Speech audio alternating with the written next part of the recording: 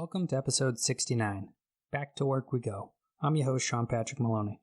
As they say, hi-ho, it's off to work we go. What does it mean as a real estate professional to get back to work during this time?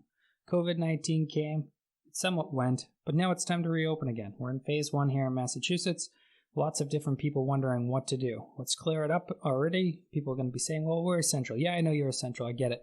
We have always been essential. We've been working. But I'm telling you what to do now. And for those of you that have been sitting on the sidelines that didn't feel comfortable working or haven't been going to your office or haven't been doing some of your behaviors, this is time for a wake-up call. This is time to talk about getting out of that closet that you've been hiding in and working on getting your business back. It's from getting out of being in the backyard to getting out into the front yard of people's homes to sell houses again.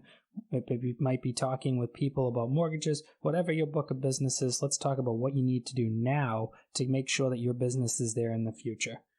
One of the things that was interesting that happened during COVID was some people took it very, very seriously. They would basically want to spray you down with Lysol and tell you to go away if you went close to them. Other people wanted to hug you and kiss you and said that it's complete BS and they don't believe in it. Now, I'm not going to tell you to judge it one way or the other, but what I am going to tell you is there's serious economic factors that we didn't really think about. We thought about them, but we couldn't let them get in the way. But now that we're getting the reopening, there's a lot of things going on, so there's a lot of people coming out of these cracks and crevices and getting back to work. Some of them that were agents were sitting back, didn't realize that taking on newsletters and updating people and things was more important to keep in contact with your clients. So let's take a fresh start right now. First thing I want you to do is sit down and really brainstorm. Who did I have that was affected by COVID-19? Everything from job loss to family loss to all these things. Who are these people that were in my pipeline that currently are not in my pipeline or are on hold in my pipeline? And how can I contact them in a positive way? I've had a lot of bad things to say. I've had a lot of bad news. It hasn't been by me, but I've never had good reasons to call for the past few months. Well, now you have a good reason to call. You can be the source of knowledge for who's going back to work and when. You can simply go on the state's website and download that form to find out who's going back to work when. I'm not telling you to invent anything. I'm telling you to just help people find the resources that are already there. Reach out to these people and let them know. Did you know that some lenders are even doing pre-approvals with the condition that you must go back to work from your furlough so that you can get back out and look at houses? Did you know that if you are furloughed, you need to be back at work for X amount of days in order to get back to spending the money that you had for the pre-approval? Bringing up things like that it has to be 6 months before they're not lendable. All the different things going on, because unfortunately what's happening is your clients are spending time on the news, listening to the radio, all these different places, getting information not from you, not from the source. And unfortunately for some people, they go to social media and they're listening to what other people are saying. I know people who think you can't even show a house right now. And I can tell you that I've been showing houses the whole time. I don't say it proud like I'm wearing a badge of honor for going through COVID and doing my essential services.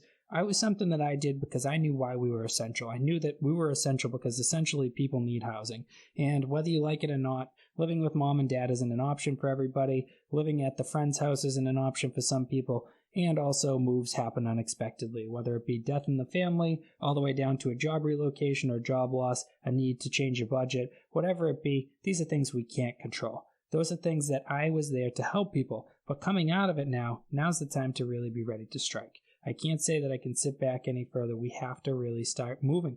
I think in the next few weeks, we're going to see one of the busiest sellers markets we've ever seen, especially here in the state of Massachusetts, followed by a brief bit of pause on numbers, and then we're not sure where it's going to go. I'm not going to make huge predictions that are way out in advance because right now we're only in phase 1 and I'm going to keep my predictions to the phases we're in, but we have things going on that are certainly going to change circumstances. One way to reach out to everybody is just a friendly call to say, hey, I hope everything went well during COVID-19. Is there anything I can do for you to help you out? You're going to find that some people are going to say, it's funny you called today, Sean. I actually am thinking about selling my home, or I'm thinking of buying a home. And then you have other people that just say, hey, it's nice to hear from you, but I haven't heard from you in a while. If you have anyone on your list that's going to say, don't ever call me again, then maybe you should reevaluate your client list. Some people are out there trying to kick old tires that don't have any air in them. You want to make sure when you're working, if you have a huge sphere of influence, which everybody does, you work on the ones that matter and you work with the people that matter. So when you're looking over your list, when you're sitting there thinking about who to reach out to, now might be the time to freshen up your book of business. Maybe you have some people in the past that weren't that easy to work with that you don't want coming back. Maybe you don't contact them. Maybe you do contact someone that you didn't hear from enough. and now's an excuse that you can break through that ice that's grown between you because it's been cold for a while, you haven't talked, but now's a great excuse to reach out and just say, hey, how are you doing? And then for other people, if you haven't talked in a while, they've been in the home for a while, maybe you send them out a CMA and say, hey, did you realize that your house is worth so much right now? I have a lot of customers looking for a house just like yours, except for I can't fulfill their needs because there's a lack of inventory. Have you ever thought about selling? This is a very attractive idea to a lot of people who didn't know that they have massive equity in their home and that there's demand for their home. I'm not telling you, like some books do, to go out and lie to people. I'm telling you to take honest clients that you have right now, buyer side, and to call people based on the fact that you have these buyers. I don't know about you guys out there listening, but I can tell you here at our brokerage, we took in over 130 active leads off the internet alone that are active leads, not just leads, but active leads. That's in a lot of people to deal with, between 10 people, 13 new active people. Now, a lot of people might say, okay, well, what do those mean? That's just one line of the leads that we're feeding into our system. This means that you have a lot of work to do, and you also can be a little bit selective of the past. You can get rid of things that were not that great. And I'm not telling you to kill your book of business, and you don't have to get along with everyone you like to do business with, but you do have to do business with people that you can trust and can work with. And when the more you work with, you're eventually going to get to a point where you get so overwhelmed that you don't take appropriate care of the people that you have. When you're growing your sphere of influence and you're growing your network, especially post-COVID, you really want to be cautious about it this time. You want to watch how you're doing it and watch what you're adding. You are what you eat. You are what you surround yourself by. If you surround yourself by a tough crowd, you're going to be a tough crowd. I always like to tell my agents, a lot of people go out there and they think, okay, when we're going to be an agent, I'm going to go out and I'm going to charge a certain percentage less than my competitors because it's going to get me that listing. But what ends up happening is they get that listing and they go through the sale and person's not that clean, so they clean the house as well. Now they're discounting and they're cleaning the house. So they clean the house and then the person can't drive to them, so they drive to them every single time for the transaction. And then at the end of the transaction, the person's really not that happy and they finish the transaction, but they do go to the bar and they say, hey, I got this agent who sold my house for XYZ percentage when everyone else asked for more. And now you get their whole group of friends. So one of the things that you'll notice is if you allow yourself to start becoming a discount broker, you will attract discount brokerage style clients. Not that all discount brokerage style clients are bad clients, because there are plenty of good ones, but most of the time when you find people who are spending hundreds of thousands or millions of dollars and they're worried about something like the commission on the actual sale, most of the time they're more selective people that are harder to deal with and expect more out of you because they believe you're overpaid. If you think you're overpaid, I'm going to tell you one thing, you should quit because you're not a good real estate agent. Or you're not a good real estate professional. Because in our industry, we are what we build, we grow as we build, and if you're really at that point, this isn't the industry for you. And the other thing to think about as we're working on this is we now have the opportunity to lead the way into the digital era. We've moved into Zoom, we've moved into online. Now the question is, what are we going to give up on and what are we not going to give up on?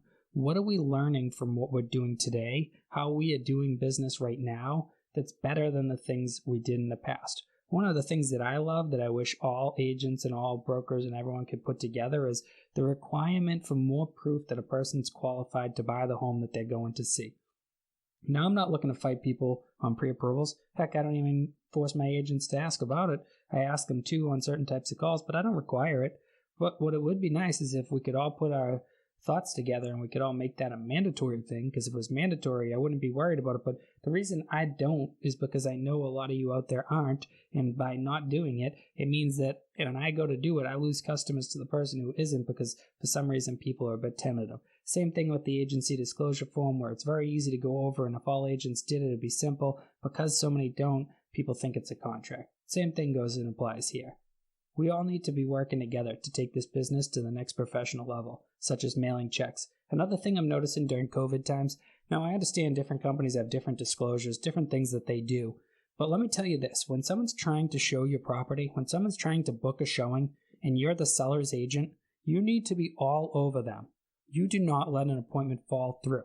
I can tell you right now, I have had so many frustrating experiences booking appointments due to COVID-19, an agent that doesn't answer their phone, doesn't text back, then does it a random time of day, then doesn't, then requires a form be submitted, and has to be submitted before. So I haven't even met with an online client ever, and I'm dot looping them a disclosure that says I'm not responsible for the COVID stuff, and it creates a really bad taste in people's mouths. Instead of getting them on site, having the showing booked and not allowing them in if they won't sign it, we have to have it signed before we've even met with them. These types of things, I know company policies and stuff, but if you're a manager, a broker, a lawyer, and you have the ability and it's legal within your business, because I can't give you legal advice yet, but if it's legal within your business, try to slim that down. Stop trying to make people not want to see your houses. Stop trying to break down deals. Same thing goes for on the mortgage side of things. I know that a lot has gone on, but it's time now to move to the other side of this transition. It's time now to talk about the further reopening, what it means, and what today means, and not talking about yesterday and war stories. We really need to be careful about that because war stories right now are scaring people a lot of times out of things. And one of the ones, war story-wise, that mortgage brokers are doing often right now is talking about programs that have ended. Don't be greedy. And what do I mean? Why would I say don't be greedy? Well, in your industry, you guys are relentless on the fact of not telling people that other people have competing products with you and you personally can't lend to them. Don't screw up this industry on us. Don't be telling people that they can't get a pre-approval and not mentioning that it's because your products do not fit them. But one of the things that people are confused about is the multi-level and layering of banks versus lenders versus mortgage brokers versus credit unions and how it all juggles out. Be the better. Be the person that has a good referral network, that has somebody that maybe doesn't offer a product you do and you offer a product they don't, and you send them back and forth. Or just be the advice and say, hey, listen, sorry I can't make it, but do realize there are programs that'll fit people like you. Because simply telling people, and I know you guys all do this and you tell people these things to try to hook them in later on and they'll come back to me type thing, and I get it. I understand it's sales and business. I do get that, but this isn't like those times. We do not need more people out there sounding the horn that the economy is going to crunch and that the economy is going to die. We need to ride the wave we're on and see where it goes. We can't look over the cliff and say, well, it's a long way down and I think we're headed down there. No, that's not a good way. We don't do business that way. We don't set places at random. We go with marketing plans. We go with budgets. We go with these things. They're the same. We need to watch what's here. Yes, we need to follow the facts. Yes, there are a lot of job losses. There are a lot of things going on. But one thing we all know is pandemics create the ability of scare tactics. Banks, news, all these different people use them all the time. They bait people and they get them to think things. Now, if we're out here in the real estate industry, all putting out all sorts of different predictions about what's going to go on and what my personal products can do versus other places, we're really going to mess up a good thing. I think we have a bunch of strong months coming up. I hope you all have a lot of success in business. Make sure to reach out to your circle of influence. Make sure to reach out to everybody. If you're a lender and you had people that got furloughed, see with her at on getting work back. Send them a gift card for some groceries. If they lost their job, make sure to secure your ties with all your clients. Hang in there, guys. If you're not using a CRM, if you're not creating video, if you're not marketing, if you're not doing podcasts and listening and learning all the time, it's time to activate all those. I hope everybody has a great week. If you have any questions, comments, or concerns, feel free to email me, PM me, DM me, whatever works best for you. If you haven't already, make sure to subscribe to this podcast and tell your friends and family about it. Also venture over to our Facebook group, join our newsletter, and check out our blog. A lot of great things going on. All available under Real Facts on realestate.com. Thank you so much for listening and have a great day.